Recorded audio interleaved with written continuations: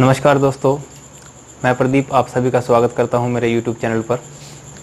तो दोस्तों, आज का हमारा टॉपिक रहेगा रीजनिंग का, और टॉपिक का नाम है कैलेंडर। ये कैलेंडर की पहली क्लास है। इसमें हम लोग कुछ बेसिक टर्म के बारे में बात करेंगे। तो सबसे पहले शुरू करते हैं कि कैलेंडर होता क्या है। तो दोस्तों देखते हैं, कैलेंडर जो है हमें कुछ चीज़ों के बारे में इंफॉर्मेशन देता है। आप सभी वाकिफ़ हैं इस चीज़ से। सबसे पहले हमको बताता है डे कौन सा है। दूसरा भाई हमको बताएगा ये कि मंथ कौन सा है। एक ये हमको इन्फॉर्मेशन देता है वीक के बारे में। एक ये हमको इन्फॉर्मेशन देता है ईयर के बारे में। और एक ये हमको बताता है डेट के बारे में। तो इसके 5 एलिमेंट्स होते हैं जिनके बारे में कैलेंडर हमको इन्फॉर्मेशन देता है। ठीक है, तो अब बात करते हैं कैलेंडर। अब बात करेंगे इसमें ईयर की। तो ईयर बेसिकली आपको पता है 2 टाइप के होता है। एक होता है जिसके अंदर होते हैं 365 दिन, 365 डेज। दूसरा जो ईयर होता है उसके अंदर होते हैं 366 दिन।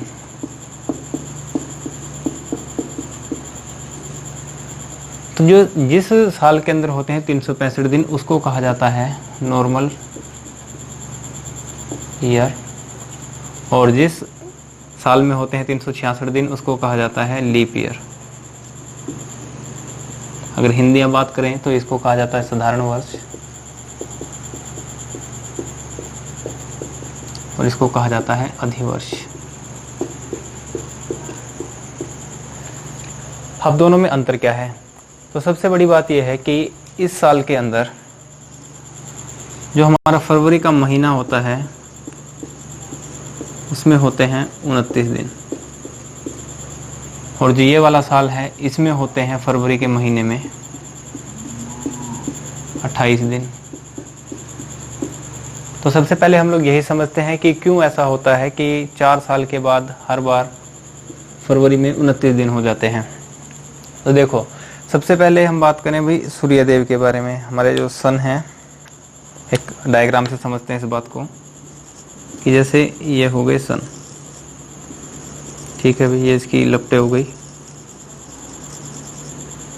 अब जो हमारी पृथ्वी है वो पृथ्वी सूर्य के चारों ओर अपने एक पथ पर चक्कर लगाती है इस तरह से। ठीक है, चलो इसको थोड़ा सीधा कर लेते हैं। यहाँ से मान लेते हैं पृथ्वी ने चक्कर लगाना शुरू किया इस पॉइंट से। ये हमारी पृथ्वी है, इस पॉइंट से इसने चक्कर लगाना शुरू किया। अब पृथ्वी यहाँ से घूम करके वापस इसी पॉइंट पर आएगी। तो इस समय को, यानी कि इस टाइम को जो पृथ्वी ने, जो अर्थ ने सन के चारों ओर चक्कर लगाने में लिया, इसको कहा जाता है सौर वर्ष। ठीक है, कह सकते हैं हम सोलर ईयर एक तरीके से। तो जो सौर वर्ष है, अब हम लोगों को तो बताया गया है कि 365 दिन होते हैं एक साल में, फिर 366 हो जाते हैं। लेकिन एक्चुअल में जो इसके पीछे फैक्ट है वो ये है कि पृथ्वी को जो सूर्य के चारों ओर परिक्रमा करने में समय लगता है वो होता है 365 दिन, 5 घंटे 48 मिनट और 47.5 सेकंड। कहीं पर ये समय आपको सेकंड वाला 46 सेकंड मिलेगा, कहीं पर ये 45.51 सेकंड भी मिलता है।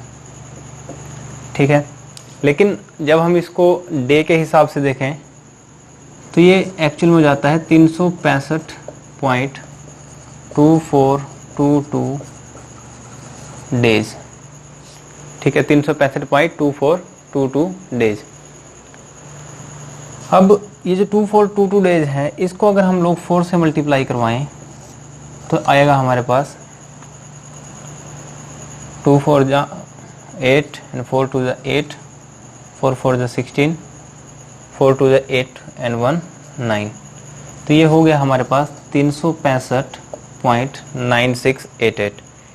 मैंने सिर्फ इस वाले पार्ट को 4 से मल्टीप्लाई करवाया, 365 को नहीं, क्योंकि हमारे पास जो एक्स्ट्रा समय बचता है वो बचता है 2422 डेज, 0.2422। इसकी मल्टीप्लाई करवाएंगे 4 से तो हमारे पास आंसर आया 0.968। ये अप्रोक्सीमेट हो गया 1 डे के, यानी कि जब ये जो बचा हुआ समय है हर साल 0.2422, जब इसको 4 साल के लिए हम कैलकुलेट करते हैं तो हमारे पास जो टाइम आएगा वो अप्रोक्सीमेट 1 डे के हो जाएगा। और जब ये 1 डे के अप्रोक्सीमेट हो गया तो इसको ही चौथे साल हम लोग जा करके, यानी कि हर 4th ईयर हम लोग इसको एक दिन की तरह काउंट कर लेते हैं। और जब 1 डे की तरह कैलकुलेट कर लिया जाता है इसको, तो इसे हम लोग फरवरी के महीने में 29 तारीख के रूप में जोड़ देते हैं। यही कारण है कि हर 4 साल बाद हमारे पास 29 फरवरी आता है, या हर साल बाद एक लीप ईयर आता है। ये तो रही बात यहाँ तक। थोड़ा सा और इसको गहराई से समझते हैं। तो समझने लायक बात इसमें यह है कि क्या हर 4 साल बाद लीप ईयर आएगा? तो चलो जी समझते हैं इस बात को। फिर देखो यहाँ पर हम लोगों ने देखा 0.9688, ये जो टाइम है अप्रोक्सीमेट 1 डे के है, 1 डे कंप्लीट नहीं है। अगर हम इसको 1 डे में से माइनस करके देखें 0.9688, तो हमारे पास जो आंसर बचेगा वो हो जाएगा भाई 0.0312। तो ये जो डे है इतना 0.0312 डे, इतना समय हम लोग 4 साल में एक्स्ट्रा ले लेते हैं। और अब 4 साल में इसको एक्स्ट्रा लेते हैं तो अब एक बात मेरी समझें कि अगर मैं आपसे कहूँ कि 4 साल में लीप ईयर कितनी बार आएगा, तो 4 साल में आप लोगों का आंसर होगा लीप ईयर सर 1 बार आएगा। अगर यही बात मैं आपसे कहूँ कि 40 साल में कितनी बार आएगा, तो आपका आंसर हो जाएगा 10। अगर मैं यही बात करूँ कि 400 सालों में कितनी बार आएगा, तो भाई 100 बार जो है आपके पास लीप ईयर आ जाएगा 4 सालों में। अब ये 0.312 डेज है जो हम कम ले रहे हैं, ये ज़्यादा ले रहे हैं हर 4 साल में, तो ये 100 बार ले लिया जाएगा 400 सालों में। तो जब 0.0312 की मल्टीप्लाई हम लोग 100 से करवाएंगे तो हमारे पास आंसर आएगा 312 डेज। तो इससे समझ में आता है कि हर 400 सालों में हम लोग 3.12 डेज आगे चले जाते हैं। इससे क्या होगा, हमारा कैलेंडर खराब हो जाएगा। अब इसी चीज़ को ठीक करने के लिए जो हमारे पास शताब्दी वर्ष होते हैं 100, 200, 300 और 400, यहाँ तक ये जो 100, 200 और 300 वाले साल हैं, इनको हम लोग लीप ईयर नहीं मानते, ये नॉर्मल ईयर हो जाते हैं हमारे पास।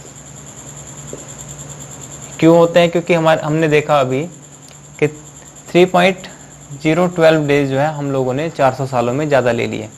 इन्हीं को कम करने के लिए क्या करते हैं हम लोग कि 3 दिन यहाँ पर कम कर लेते हैं। 100 वाले साल में, 200 वाले में, 300 साल में, 400 वाले को लीप ईयर ही माना जाएगा। ठीक है, ये भी नॉर्मल ईयर और ये भी नॉर्मल ईयर। चलो, इस कॉन्सेप्ट को अगर आप समझ पाए तो बहुत अच्छी बात है। अगर ना समझे हो तो एक बार वीडियो को दोबारा देखना, आपको समझ में आ जाएगा। अब बेसिक बातें करते हैं। ये तो बिल्कुल गहराई से बात होगी, इससे रिलेटेड आपके एग्जाम में कोई क्वेश्चन नहीं आने वाला है। ये तो सिर्फ मैंने आपको इसलिए समझाया, कई बार मन में जिज्ञासा होती है कि ऐसा होता क्यों है, तो उस जिज्ञासा को ज़रा शांत करने के लिए मैंने आपको इसके बारे में बेसिक नॉलेज बताई है। चलिए अब शुरू करते हैं हम लोग अपना मेन चैप्टर। इसको मैं मिटाता हूँ।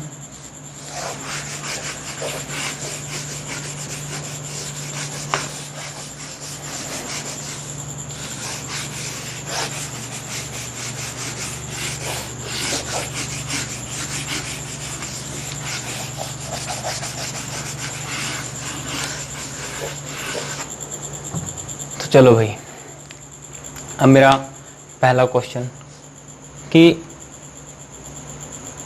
हम लोग कैसे कैलकुलेट करेंगे कि कौन सा साल जो है वो लीप ईयर है और कौन सा नॉर्मल ईयर। जैसे मैं आपके सामने कुछ साल लिख देता हूँ, 2010, 2012, 2016, 2018, चलो 1900 से भी ले लेते हैं कुछ एग्जाम्पल, 1947, 1950, 1956, 1857। चलो जी, ये सभी कुछ एग्जाम्पल हैं जो आप लोगों के सामने लिखे हैं मैंने, और इनमें देखते हैं कि कौन सा जो साल है वो लीप ईयर है और कौन सा नॉर्मल ईयर। तो देखो जो भी साल है हमको दिया गया है, जो भी इसका सन दिया गया है, इसको हम लोग डिवाइड करवाएंगे अभी 4 से, ठीक है। इन सभी को हम लोग 4 से डिवाइड करवाएंगे। तो मैं यहाँ पे लिखता हूँ, अगर 4 से कंप्लीटली डिवाइड हो जाता है, मतलब कोई रिमाइंडर ना बचे, कोई भी शेषफल ना बचे, तो ये हो जाएगा हमारे पास एक लीप ईयर। अगर ये 4 से कंप्लीटली डिवाइड नहीं होता तो ये हो जाएगा नॉर्मल ईयर। और डिविजिबिलिटी के रूल से आपको पता होगा कि कोई कितनी भी बड़ी टर्म हो, उसके अगर लास्ट के 2 डिजिट को हम लोग 4 से डिवाइड करवाते हैं और वो कंप्लीटली डिवाइड हो जाए, तो इसका मतलब होता है कि वो पूरी की पूरी टर्म 4 से डिवाइड हो जाएगी। जब ये हम लोग इनको कैलकुलेट करेंगे कि ये 4 से डिवाइड हो रहे हैं या नहीं, तो हमें पूरी टर्म को 4 से डिवाइड करने की ज़रूरत नहीं, सिर्फ लास्ट के 2 डिजिट को हम लोग उठाएंगे और उसको कैलकुलेशन करेंगे। अब जब 4 से हम लोग 10 को डिवाइड करवाएंगे तो हमारे पास 4 2 जा 8 आएगा और हमारे पास रिमाइंडर बच जाएगा 2। जब रिमाइंडर 2 बचा, इससे समझ में आता है कि ये कंप्लीटली डिवाइड नहीं हुआ, तो ये हो गया हमारे पास नॉर्मल ईयर। इस तरह से इसको भी कैलकुलेट करते हैं। 4 3 जा 12, तो ये तो पूरा पूरा कट गया, ठीक है। यहाँ पर रिमाइंडर कुछ नहीं बचता। ये 3 जो मैंने लिखा है इसका आंसर लिखा है कि 4 3 जा 12, तो रिमाइंडर यहाँ पर 0 है, तो इसीलिए हो जाएगा हमारे पास लीप ईयर।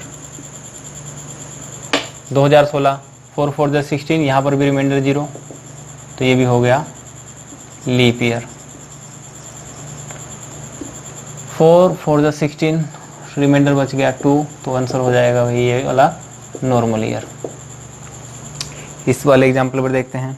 4 1 जा 4, 4 1 जा 1 और 4 1 जा 4, तो यहाँ पर जो हमारे पास रिमाइंडर बचेगा वो बचेगा 3, तो इसी वजह से ये भी हो गया नॉर्मल ईयर। यानी कि जिस साल हम लोगों को आज़ादी मिली वो एक नॉर्मल ईयर था, ठीक है। यहाँ पर जब हम लोग इसको डिवाइड करवाएंगे 4 1 जा 4, उसके बाद बच जाएगा हमारे पास 1, 0 को नीचे लेंगे और 4 2 जा 8, तो यहाँ पर 2 बच जाएगा रिमाइंडर, तो ये हो जाएगा हमारे पास फिर से एक नॉर्मल ईयर। इसको डिवाइड करवाते हैं 4 1 जा 4, 4 4 जा 16, तो ये जो है कंप्लीटली डिवाइड हो गया, इसी वजह से ये रहा लीप ईयर। इसको करवाते हैं 4 1 जा 4, उसके बाद बच जाएगा यहाँ पर 1 और 7 को नीचे उतारेंगे 17, और 4 4 जा 16, तो एक यहाँ पर रिमाइंडर बच गया, इसीलिए ये भी हो जाएगा नॉर्मल ईयर। चलो जी, यहाँ पर हम लोगों ने कैलकुलेट करना सीखा कि कौन सा जो ईयर है वो नॉर्मल ईयर होगा और कौन सा होगा लीप ईयर। अब थोड़ा सा और आगे बढ़ते हैं।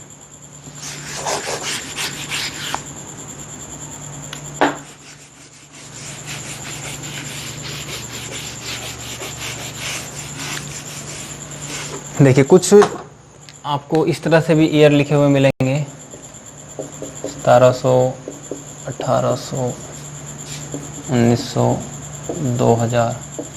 अब देखो ये जो ईयर है इनके लास्ट में आपको 2 जीरो नजर आएंगी।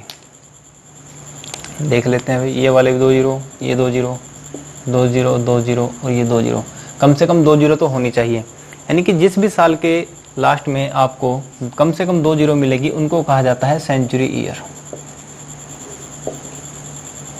हिंदी में बात करें तो ये होंगे शताब्दी वर्ष। यानी कि इन सालों पे आकर के एक शताब्दी का अंत हो जाता है। अब ये 1600 है।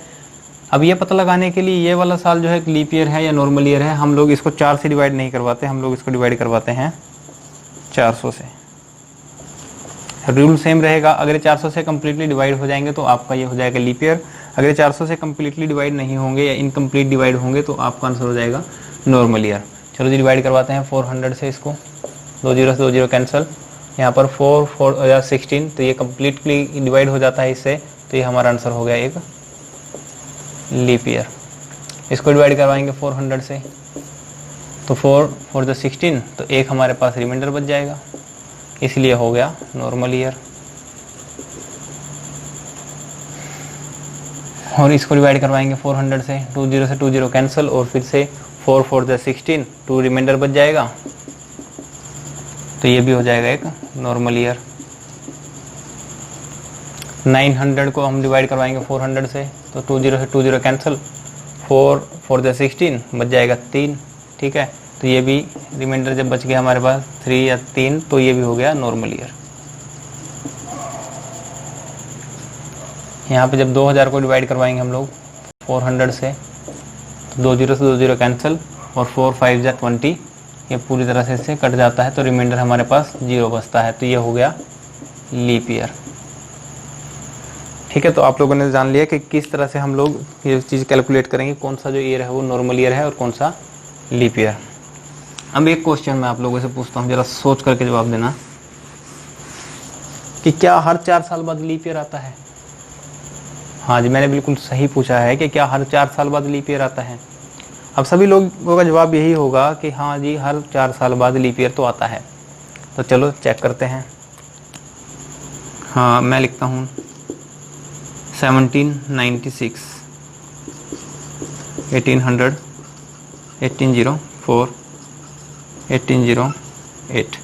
अब देखिए, इसके जो लास्ट के 2 डिजिट हैं, इनको जब मैं 4 से डिवाइड करवाऊंगा तो ये कम्प्लीटली कट जाता है, तो इसीलिए ये हो गया हमारे पास एक लीप ईयर। यहाँ पर भी 4 2 × 8, तो ये भी हो गया लीप ईयर। अब बात करते हैं, इसकी बात कर लेते हैं पहले 1796 की। जब इसको हम लोग 4 से डिवाइड करवाएंगे तो 4 2 × 8, और उसके बाद 1 बचेगा, नीचे 6 उतारेंगे, 4 4 × 16, ये कम्प्लीटली इससे डिवाइड हो जाता है, तो ये हो गया लीप ईयर। अब 1800 की बात करें तो इसके लास्ट में है अभी 2 0। अब आप इसको 4 से डिवाइड तो करा करके पता नहीं कर पाएंगे, अब आपको डिवाइड करवाना होगा 400 से। तो यहाँ पर 4 4 × 16, आपके पास बच जाएगा 2 रिमाइंडर, तो ये हो गया नॉर्मल ईयर। यहाँ पर भी आपने देखा कि 1800 जो है वो एक नॉर्मल ईयर है। अब ये नॉर्मल ईयर हो गया। अब यहाँ से यहाँ तक कैलकुलेट करें भाई कितना समय है, तो हम लोग यहाँ पर पाएंगे कि 1796 से लेकर के 1800 तक हो गया हमारे पास 4 ईयर्स। उसके बाद 1800 से 1804 तक हम लोग कैलकुलेट करें तो यहाँ पर 4 ईयर्स।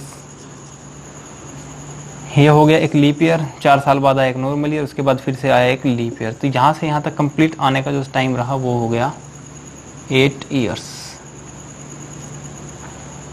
ठीक है जी, अभी तक हम लोगों ने समझा था कि हर 4 साल बाद एक लीप ईयर आता है, लेकिन यहाँ पर साफ साफ पता लग रहा है कि यदि 2 लीप ईयर के बीच में कोई ऐसा सेंचुरी ईयर आ जाए, ठीक है, दोबारा से मेरी बात को समझने की कोशिश करें, यदि 2 लीप ईयर्स के बीच में कोई ऐसा सेंचुरी ईयर आ जाए जो कि एक नॉर्मल ईयर हो, तो उस टाइम पे लीप ईयर 4 साल के बाद ना आकर के 8 साल के बाद आता है। ठीक है, तो चलो जी, यहाँ से एक और क्वेश्चन हम लोग तैयार कर चुके हैं और एक और क्वेश्चन का आंसर आप मुझे यहाँ से देंगे।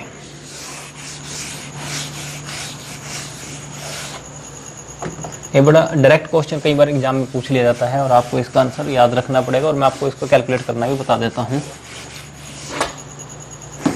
एग्जाम में आपको बिल्कुल सिंपल सा क्वेश्चन मिलेगा। चलो मैं यहाँ पर लिख देता हूँ।